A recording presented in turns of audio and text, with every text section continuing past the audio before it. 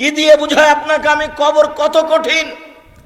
রাসূল সাল্লাল্লাহু আলাইহি ওয়াসাল্লাম বলেন, যখন তাকে কবরে জিজ্ঞাসা করা হবে দ্বীন সম্পর্কে, মুহাম্মদ সাল্লাল্লাহু আলাইহি সাল্লাম সম্পর্কে, ইসলাম সম্পর্কে, সে যদি উত্তর দিতে না পারে, ইয়াজরিবু জারবাতান, এত জোরে তাকে ফেরেশতা মারবেন, ইয়াসিহু সাইহাতান, সে বাপরে মারে করে চিৎকার করবে, ইয়াসমাউ মা বাইনাল মাশরিক ওয়াল মাগরিব ইল্লা সাকালাইন, সারা পৃথিবীর জীবজন্তু, কীটপতঙ্গ, পদার্থ, জড় পদার্থ সব কিছু তার চিৎকার শুনতে পাবে, মানুষ আর জিন শুনতে পাবে না। এখান থেকে 50,000 কোটি কিলোমিটার দূরে যে বস্তু আছে সেও শুনতে পাচ্ছে এই কবরের চিৎকার। সে কত জোরে চিৎকার করছে আপনাকে আমি বুঝাতে অক্ষম। মুহাম্মদ সাল্লাল্লাহু আলাইহি ওয়াসাল্লাম বলেছেন, যে মারে সে চোখে দেখে না, যে মারে সে কানে শুনে না, যে মারে সে ফেরেশতা, তার রং বিভিন্ন ধরনের, কালো নীল, ভিন্ন ধরনের রং, চোখে দেখে না, কানে শুনে না, কোথায় মারছে আর চিৎকার যে করছে ও শুনতে পায় না, যার কারণে তার মারার গতির পরিবর্তন হয় না। মারে যে সে পুলিশ নয়, মারে যে সে মানুষ নয়, সে খায় না, পেশাব করে না, তার সংসার নাই, তার বিবাহ শাদী নেই, তিনি হচ্ছেন ফেরেশতা। প্রথম বাড়িও যেমন, শেষ বাড়িও তেমন, এইভাবে তাকে মারতে থাকবে বিচারের দিন পর্যন্ত। রাসূল সাল্লাল্লাহু আলাইহি সাল্লাম বলেন, যে লাঠি দিয়ে মারা হয়, যে হাতুড় দিয়ে মারা হয়, সেই হাতুড় যদি পাহাড়ের উপরে মারা হয় তাহলে ফায়াসির তোরাব, সেটা পাথর হয়ে যাবে, ধুলা হয়ে যাবে, একবারে খান খান হয়ে।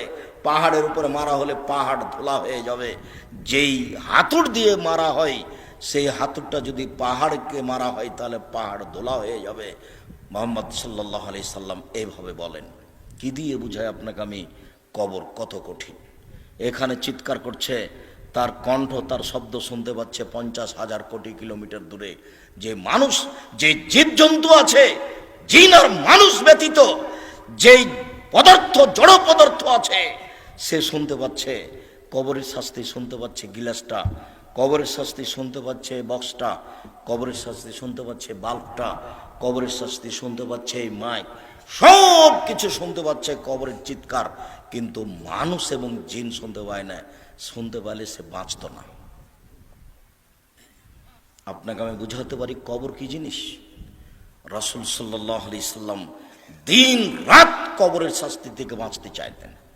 যখনই তিনি জানাজায় দাঁড়াতেন, তখনও লোকটার জন্য কবরের শাস্তি থেকে আল্লাহর কাছে বাঁচতে চাইছেন, আল্লাহ তুমি তাকে কবরের শাস্তি থেকে বাঁচাও।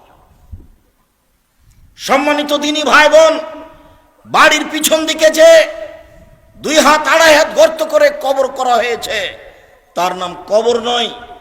সেটাই যদি কবর হতো তাহলে যাকে বাঘে খেয়ে নিল তার কবর কোথায়? কবরস্থানে 2-2.5 হাত যে কবর করা হয় সেটাই কবর নয়।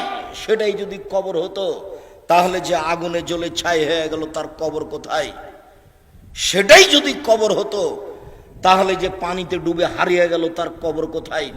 মরার পর থেকে নিয়ে বিচারের দিন পর্যন্ত একটা দীর্ঘ সময়ের নাম কবর, যাকে বলা হয় আলামে বারজাক। এই দীর্ঘ সময়ের নাম কবর, এটা কোনো জায়গা, কোনো স্থান নয়। সম্মানিত দিনী ভাই বোন, এই দীর্ঘ সময়ের ভালোটা হলো ভালো, খারাপটা হলো খারাপ।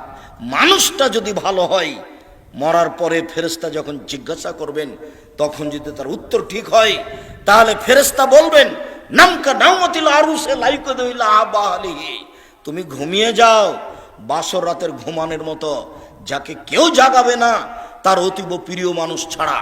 তুমি ঘুমিয়ে যাও বাসর রাতের ঘুমানোর মতো, যাকে কেউ জাগাবে না অতীব প্রিয় মানুষ ছাড়া। যখনই তাকে ঘুমাবে, ঘুম থেকে জাগাবে, তখনই সে একটু কষ্টবোধ মনে করে বলবে, এখনই তো মাত্র ঘুমালাম, কেমন হয়ে গেল, এখনই তো ঘুমালাম, কেন আমাকে এভাবে উঠানো হলো? তার এরকম একটা পরিবেশ থাকবে।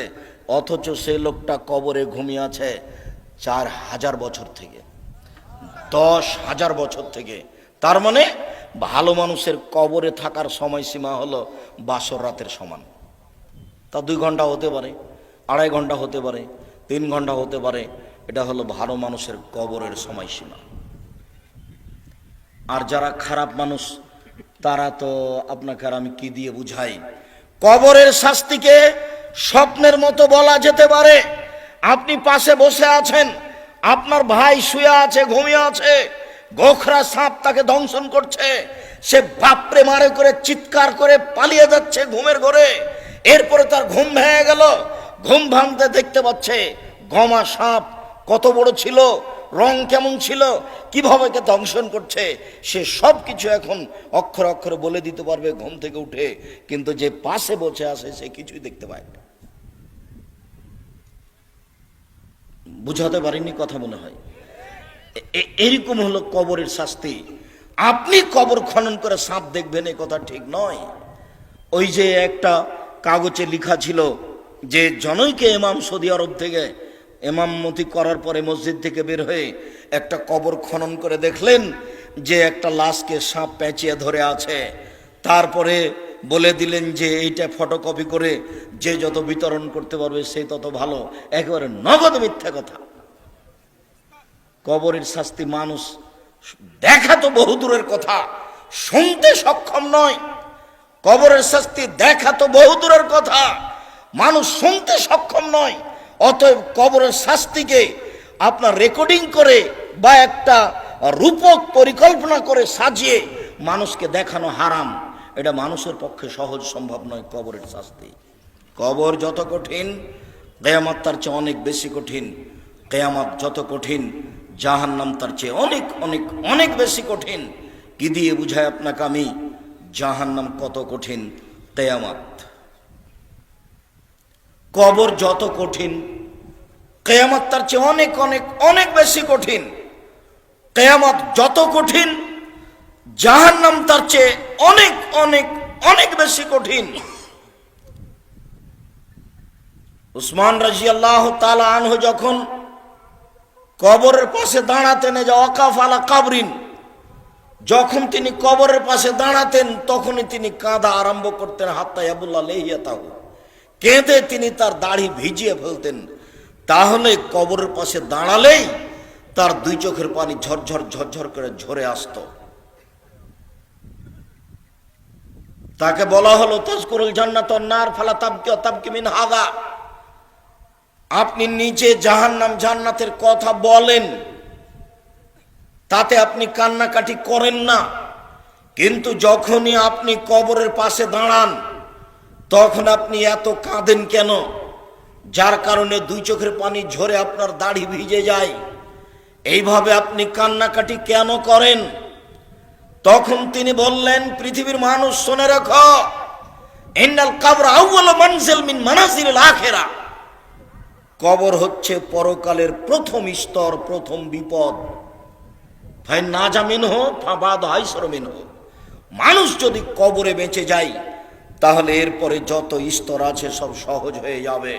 ওয়াইল্লাম ইয়ানজু মিনহু ফাবাদ হাসাদ মিনহু, মানুষ যদি কবরে বাঁচতে না পারে তাহলে এরপরে যত স্তর আছে সব আরো কঠিন ও জটিল হয়ে যাবে।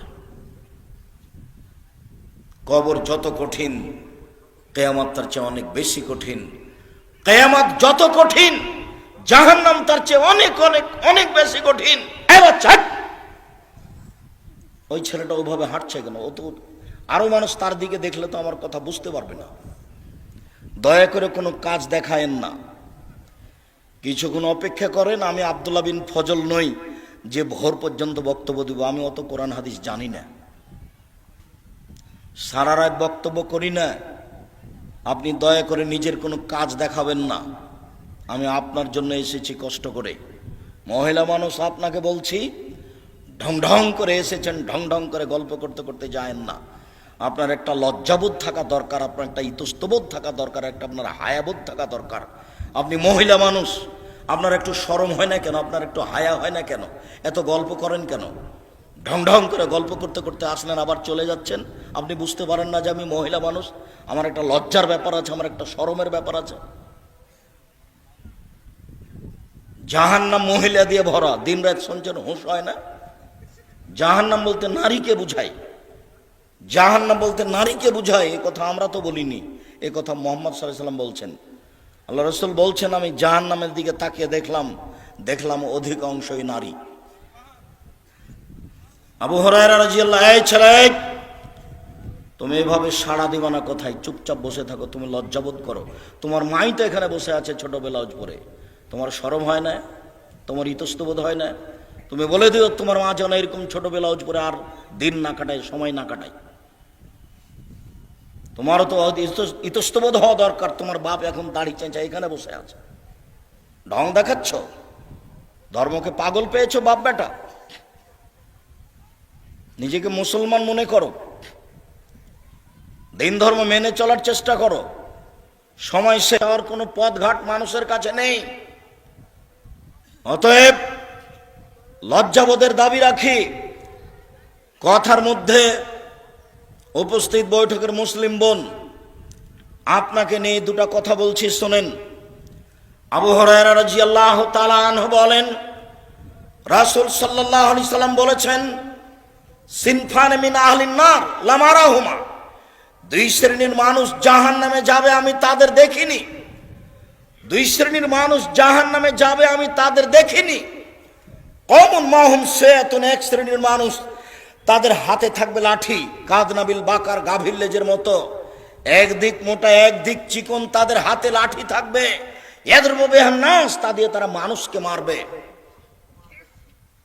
প্রশাসনের হাতে এরকম লাঠি থাকে, যারা কলেজ বিশ্ববিদ্যালয়ে পড়ে ধর্মের শিক্ষার নামে ঢং করে বেড়ায় তাদের হাতে এরকম লাঠি থাকে।